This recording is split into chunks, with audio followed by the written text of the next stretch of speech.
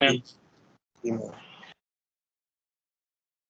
मैंने ये होमवर्क दिया था आप लोगों को, चैट में मैंने ये ड्रॉप की थी बात कि आपने जो है वो इस प्रोग्राम को मॉडिफाई करना है। एक तो इसमें आपने यूज़ करना था शिफ्ट ऑपरेटर, और दूसरा जो है वो मैंने कहा था कि इसमें कंपाउंड स्टेटमेंट यूज़ करनी है, क्योंकि आपको यहाँ पे नज़र आ रहा है कि जैसे ये है स्टेटमेंट, इसमें पोर्ट सी 2 दफ़ा आ रहा है, असाइनमेंट और लॉजिकल ऑपरेटर दोनों यूज़ हो रहे हैं। इसी तरीके से वहाँ और हो रहा है, यहाँ पर एंड हो रहा है, और इसी तरीके से यहाँ पे आप देख रहे हैं कि ये डबलिंग आ रही है DDR-C की या DDR-B की। So this can be combined in a compound statement format. और दूसरा जो काम मैंने कहा था वो ये कहा था कि ये जैसे मास्किंग आप कर रहे हैं इसकी, या बता रहे हैं कि किस बिट के ऊपर पर्टिकुलरली आपको 0 चाहिए या किस बिट के ऊपर आपको पर्टिकुलरली 1 चाहिए। ठीक, तो इसके लिए मैंने कहा था कि आप यूज़ करें शिफ्ट ऑपरेटर भी जो है वो आप यूज़ कर सकते हैं।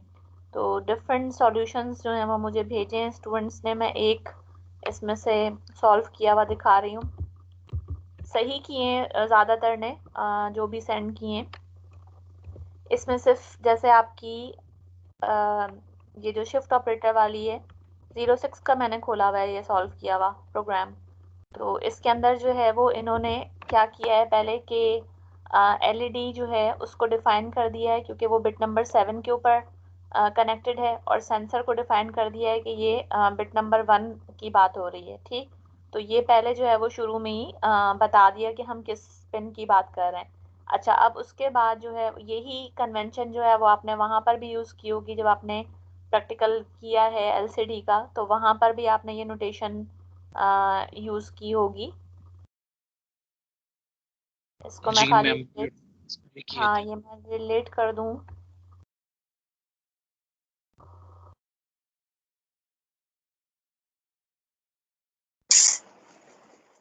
तो ये कन्वेंशन आपने वहाँ पर किस काम के लिए यूज़ की थी? क्या आप जो उसके पिन्स हैं कौन कौन से, रजिस्टर सेलेक्ट का पिन था और इनेबल का पिन था, उसके लिए आपने यही काम किया हुआ है वहाँ पर, जो कि आपको आसानी रहे ताकि कौन से पोर्ट से आप उसको कनेक्ट कर रहे हैं।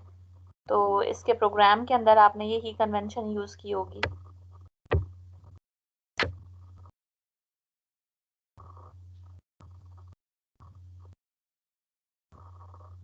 यहाँ पे आपने यही कन्वेंशन इसी तरीके से यूज़ की हुई है कि ये आपने रजिस्टर सेलेक्ट को जैसे पिन नंबर 7 बता दिया, इनेबल को पिन 6 और 7 ये आपने बता दिए। तो इसी तरीके से आप इसमें भी ये काम कर सकते हैं। दूसरी बात ये कि मैंने जब ये पूछा था आपसे कि आपने प्रैक्टिकल में किया होगा, तो वो जो ऐसे ही बोल रहे होते हैं ना बस कि नहीं किया या ये, यहाँ पे आप देखें कंपाउंड स्टेटमेंट आपकी है, ये कंपाउंड स्टेटमेंट ही यूज़ हो रही है पोर्ट डी के साथ और करना, और ये शिफ्ट ऑपरेटर ही यूज़ हो रहा है कि आपने जो है वो कौन से बिट के ऊपर आपको 1 चाहिए, कौन से बिट के ऊपर आपको 0 चाहिए। तो ये चीज़ आप प्रैक्टिकल में करके आए थे और आप मुझे कह रहे थे कि आपने नहीं की हुई है। ये करके आए।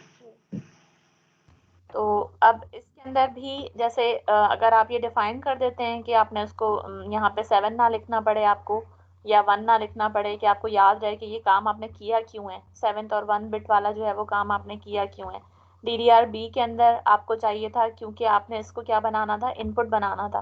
तो इनपुट के लिए हम क्या कर रहे होते हैं, 0 लिख रहे होते हैं। तो सेंसर कनेक्ट है बिट नंबर 1 से, इसको आपने शिफ्ट ऑपरेटर के थ्रू यानी 1 बिट शिफ्टिंग करवाई, बिट नंबर 0 से 1 कहाँ पर आ जाएगा, बिट नंबर 1 पे आ जाएगा शिफ्ट करवाने की वजह से, और उसको डायरेक्टली आपने क्या कर दिया, इन्वर्ट कर दिया ताकि उस बिट पे 0 हो जाए। DDR-B में पहले से जो भी पड़ा हुआ है जब वो उसके साथ एंड होगा तो फिर क्या हो जाएगा कि आपका बाकी सारी बिट पे डेटा वैसा ही रहेगा, सिर्फ बिट नंबर 1 के ऊपर ये 0 हो जाएगा। सिमिलरली DDR-C में आपकी जो LED वाली बिट है उसके ऊपर 1 होगा, और ऑपरेटर हो रहा है तो इसका मतलब है DDR-C में कुछ भी पड़ा हुआ है, लेकिन LED वाली जो बिट है यानी कि बिट नंबर जो 7 है उसके ऊपर आपको 1 मिल जाएगा। तो ये आपने शिफ्ट ऑपरेटर का और कंपाउंड स्टेटमेंट, यहाँ पे कंपाउंड स्टेटमेंट नहीं यूज़ हुई भी, ये भी यूज़ हो सकती है, यानी और ज़्यादा शॉर्ट फुट नोटेशन के अंदर इसको आप इस्तेमाल कर सकते हैं। फिर आपने कंडीशन चेक कर ली कि सेंसर का क्या स्टेटस है, इसको आपने चेक किया, चेक करने के बाद आपने इसको अप्लाई कर दिया पोर्ट सी के साथ। इसी को अगर कंपाउंड स्टेटमेंट में लिखा जाएगा तो क्या होगा, सिंपली जो यहाँ से पोर्ट सी है ये आप गायब कर देंगे, क्योंकि और ये जो और है ये कहाँ पर आ जाएगा, वो इधर आ जाएगा 4C, उसके बाद और इक्वल्स टू, और फिर ये 1 शिफ्ट ऑपरेटर एलईडी इस तरीके से आ जाएगा। तो ये जो सॉल्यूशन है वो आप इस तरीके से कर सकते थे कि जिसके अंदर कंपाउंड स्टेटमेंट भी यूज हो रही है और जिसके अंदर आपका शिफ्ट ऑपरेटर भी यूज हो रहा है। सो नाउ कमिंग बैक कि ये हमारा जो सी वाला सेक्शन था वो कंप्लीट हो गया। यानी ये जो लेक्चर्स 4 की स्लाइड्स थी वो कंप्लीट हो गई। कुछ कॉन्सेप्ट्स हैं जो प्रीवियस वाले में से रहते हैं, तो मैं उनको बता दूं। सारी एग्जांपल्स मैं नहीं करवाऊंगी इसमें से, क्योंकि दिस इज़ नॉट पॉसिबल कि मैं एक एक इंस्ट्रक्शन आपको दिखा के चलूँ, या उसकी एग्जांपल्स वो आप फिर बुक में से कर सकते हैं, या ये स्लाइड्स आपके पास अवेलेबल हैं। और टाइम जो है वो अब हमारे पास कम है, यानी आधे लेक्चर्स हो चुके हैं, तो मुझे थोड़ा क्विकली जाना पड़ेगा कि हमारे जो बाकी चैप्टर्स हैं वो सारे कवर हो सकें। अच्छा, अब इसके अंदर जैसे हमने सब्ट्रैक्ट इंस्ट्रक्शन पढ़ी थी, तो उसमें हमने डिफरेंट वेरिएशंस पढ़ी थी, ठीक है। उसमें थोड़ी सी डिफरेंट इंस्ट्रक्शन ये इस तरह की है कि इसके अंदर SBIW ये आता है। इसका क्या मतलब है? इसका मतलब है सब्ट्रैक्ट इमीडिएट वर्ड। तो ये सब्ट्रैक्ट इमीडिएट का मतलब क्या हुआ कि आप जो है वो कोई नंबर सब्ट्रैक्ट करना चाहते हैं, ठीक है। उस नंबर को आप किस वर्ड में से सब्ट्रैक्ट करना चाहते हैं। वर्ड का मतलब जो है वो क्या हो जाएगा कि आपके पास 2 बाइट्स हैं, तो जो 2 बाइट्स होती हैं वो किसके इक्वलेंट होती हैं, वो एक वर्ड के इक्वलेंट होती हैं। और अगर मैं कहूँ कि आपके पास 2 वर्ड हैं, तो 2 वर्ड होने का मतलब उसमें कितनी बाइट्स हो जाएंगी, उसमें 4 बाइट्स हो जाएंगी, ठीक है। लेकिन वो जो 2 वर्ड्स हैं वो आपके पास क्या कहलाता है, डबल वर्ड कहलाता है, और उसको जो है वो आप डबल वर्ड जो है उसके लिए हम एक डायरेक्टिव भी यूज़ कर सकते हैं कि अगर आप वैल्यूज देना चाहें, उसके ऊपर अभी आते हैं। लेकिन हाल फिलहाल इस एग्जाम्पल के लिए इसका क्या मतलब है कि अगर आप 2 बाइट्स यूज़ कर रहे हैं तो उसको हम 1 वर्ड कहते हैं, और आपके पास डेटा जो है वो बजाय 1 बाइट के 2 बाइट्स के अंदर अवेलेबल है, ठीक है। उसमें से आपको कोई नंबर सब्ट्रैक्ट करना है। तो इसके लिए और सब्ट्रैक्ट करने के बाद जो उसका रिजल्ट है, क्योंकि रिजल्ट भी आपका जो है वो हो सकता है कि ये माइनस होने के बाद ज़रूरी नहीं है कि इतना छोटा बन जाए कि उसमें से एक ही बाइट बचे। ये 2 बाइट का नंबर भी हो सकता है, जो कि इस केस में होगा, क्योंकि 18 आपके पास अगर इसमें से आप सब्ट्रैक्ट करते हैं तो आपको जो सब्ट्रैक्ट करने के बाद मिलेगा वो भी एक वर्ड ही मिलेगा। तो वो जो रिजल्ट है वो 1 बाइट का अगर नहीं है तो एक रजिस्टर में तो नहीं आ सकता। तो इसके लिए जो है वो हम 2 रजिस्टर यूज़ करेंगे, 25 और 24। इसको लिखने का तरीका या इसको सब्ट्रैक्ट करने का तरीका क्या होता है कि आपने जो है वो, यानी आपको रजिस्टर पेयर यूज़ करना है, 2 रजिस्टर्स यूज़ करने हैं जो कि आप पेयर में यूज़ करेंगे। तो इसका जो फॉर्मेट है वो क्या होता है इस इंस्ट्रक्शन का, कि आप SBIW लिखते हैं, जिसकी इंटरप्रिटेशन मैंने बताई कि सब्ट्रैक्ट इमीडिएट वर्ड। इसका मतलब है कि आपको वो इमीडिएट डेटा देना है, जो इमीडिएट डेटा के की फॉर्म में हम रिप्रेजेंट कर रहे हैं, और इस केस में हमारे पास वो डेटा जो है वो क्या है, 18 है। यानी के जो है वो इमीडिएट डेटा है जिसको कि हमें सब्ट्रैक्ट करना है, ठीक। और जो वर्ड आप कह रहे हैं कि जिस वर्ड में से सब्ट्रैक्ट करना है, वो वर्ड आप 2 रजिस्टर्स के अंदर प्लेस करेंगे। एक रजिस्टर को आपने नाम दे दिया RD का, दूसरे रजिस्टर को आपने नाम दे दिया RD+1 का। इसका क्या मतलब, यानी मैं अगर 2 रजिस्टर चूज कर रही हूँ तो एक तो ये कि वो कंसेक्यूटिव होंगे। इसका मतलब अगर मैं R0 चूज कर रही हूँ तो मेरा दूसरा जो रजिस्टर है वो R1 ही होगा, ठीक है। अगर मैं R2 यूज कर रही हूँ तो R2 और R3 ऐसे पेयर होगा, या R4 और R5 ऐसे पेयर होगा। यानी आपने जो भी यहाँ पे रजिस्टर लिया, ये रजिस्टर लेट से अगर आपका R8 है, ठीक है, तो जो दूसरा रजिस्टर है वो आपके पास जो है वो क्या होगा, इससे एक ज्यादा वाला नंबर होगा, यानी कि ये आपके पास R9 होगा। इसके अंदर आपने स्टोर करना है, इसके अंदर आपने क्या चीज स्टोर करनी है, वो वर्ड स्टोर करना है जिसमें से आप चाहते हैं कि इमीडिएट डेटा कोई सब्ट्रैक्ट हो, यानी कि जो के है वो सब्ट्रैक्ट हो। तो अब जो हमें वर्ड स्टेटमेंट दी हुई है या प्रॉब्लम स्टेटमेंट दी हुई है, उसके लिहाज से हम क्या करेंगे कि जो वर्ड है उसको हमने रजिस्टर में लोड करना है। लेट्स से कि हमें यहाँ पर जो है, क्योंकि 25 और 24 यूज़ करने हैं जहाँ पर रिजल्ट प्लेस करना है, तो हमने जो इसकी मोस्ट सिग्निफिकेंट या जो इसकी हाई ऑर्डर बाइट है, इसको हम कहाँ पे स्टोर कर लेते हैं, जो रजिस्टर नंबर के लिहाज से बड़ा है, ठीक है। तो इसकी जो हायर ऑर्डर बाइट है 29 वाली, इन 25 और 24 में से जो बड़ा रजिस्टर है नंबर के लिहाज से, कन्वेंशन के लिहाज से, वो कौन सा है? 25। उसके अंदर हमने ये 29 का जो डेटा है उसको लोड कर लिया, और जो दूसरा रजिस्टर है हमारे पास 24, उसमें हमने इसकी जो लो ऑर्डर बाइट थी 17 उसको लोड कर लिया। ठीक है। अच्छा, अब हम यूज कर सकते हैं ये SBIW की इंस्ट्रक्शन, और इसमें आप देखें RD+1 हमने पहले लिया है बड़े नंबर वाला रजिस्टर, और उसके बाद फिर हमने क्या लिया है? R24 लिया है। ठीक, और इमीडिएट डेटा जो था 18 वो हमने यहाँ पर लिख दिया। तो अगर मैं इसका रिजल्ट जो है वो देखूं कि मुझे क्या सब हेक्साडेसिमल के अंदर मुझे किस में से क्या सब्ट्रैक्ट करना है?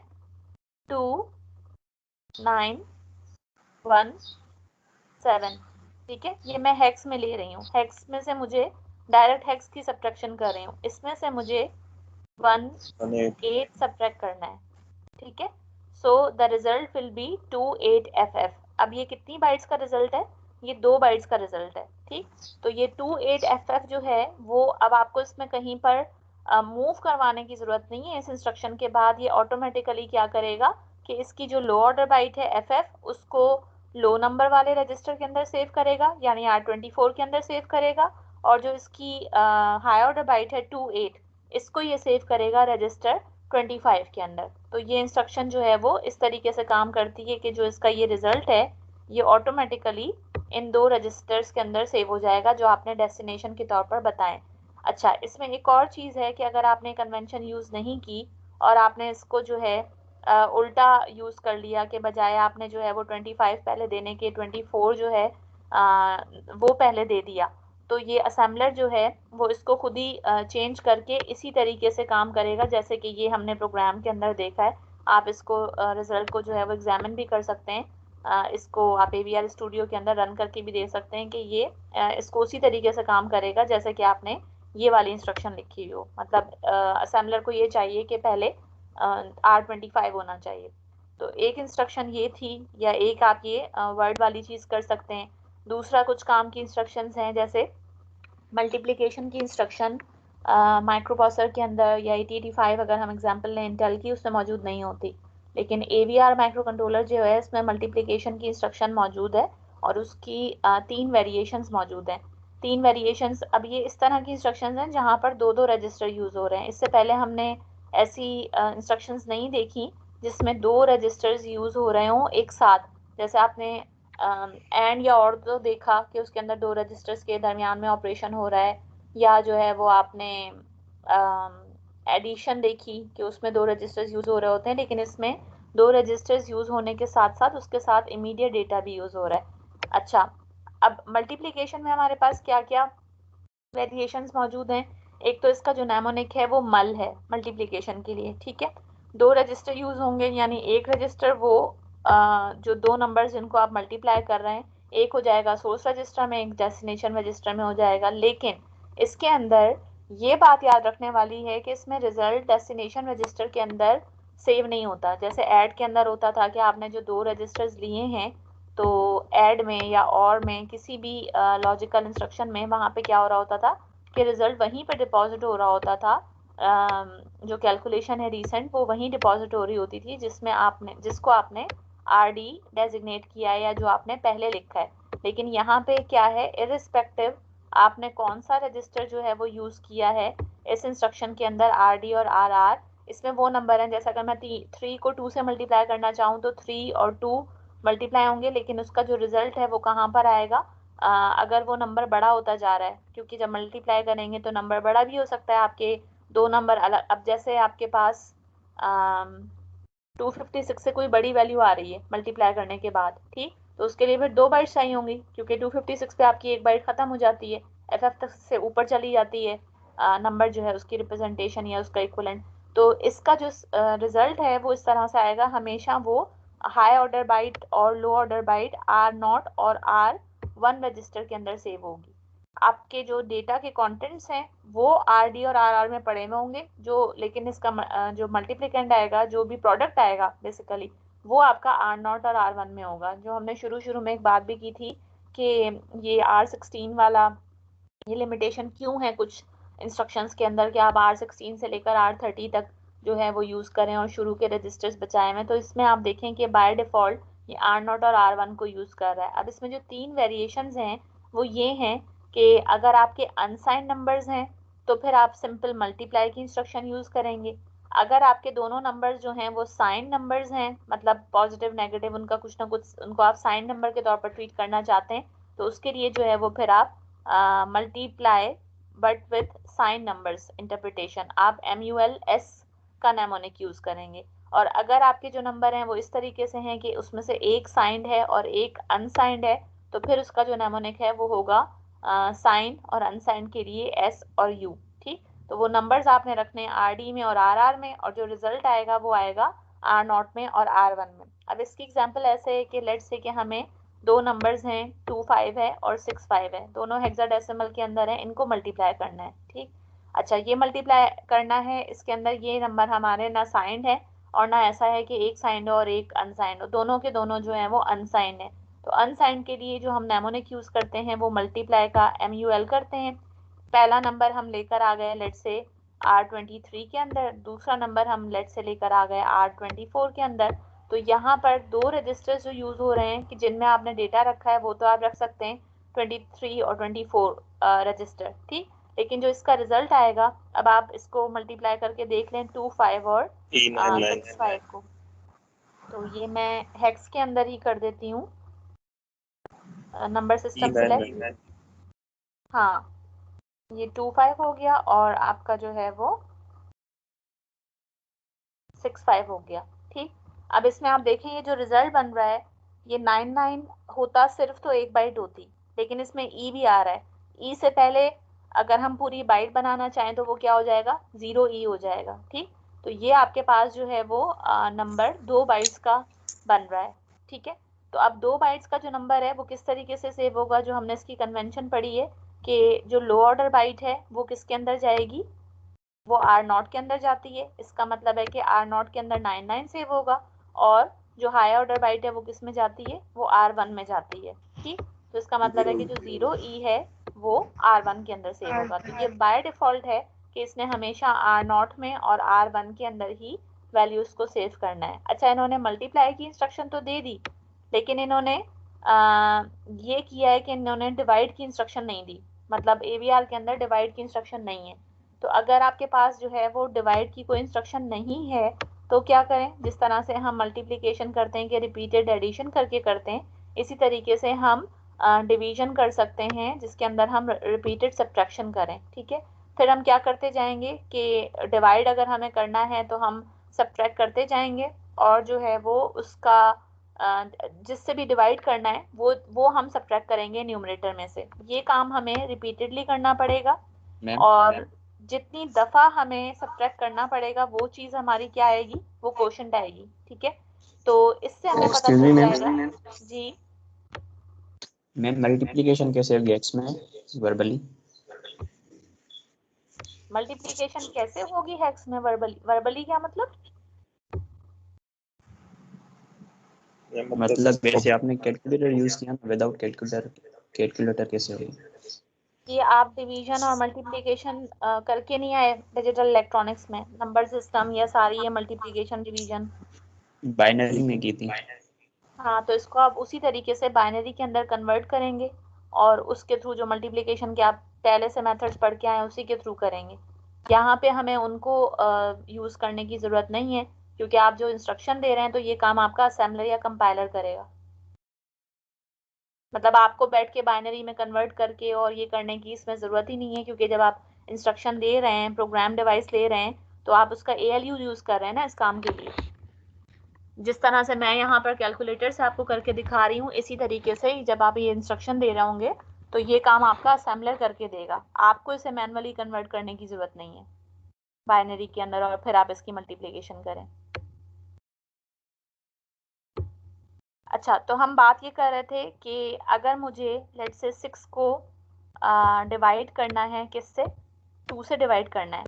ठीक है, तो हमें पता है ना कि ये 3 टाइम्स जो है वो इससे जाएगा, तो इसका मतलब मैं 6 में से अगर सब्ट्रैक्ट करती जाऊँ 2, यानी ये जो मैंने रिपीटेड सब्ट्रैक्शन वाली बात की है उसका क्या मतलब है कि जो आपका डिनोमिनेटर है, यानी यहाँ पर डिनोमिनेटर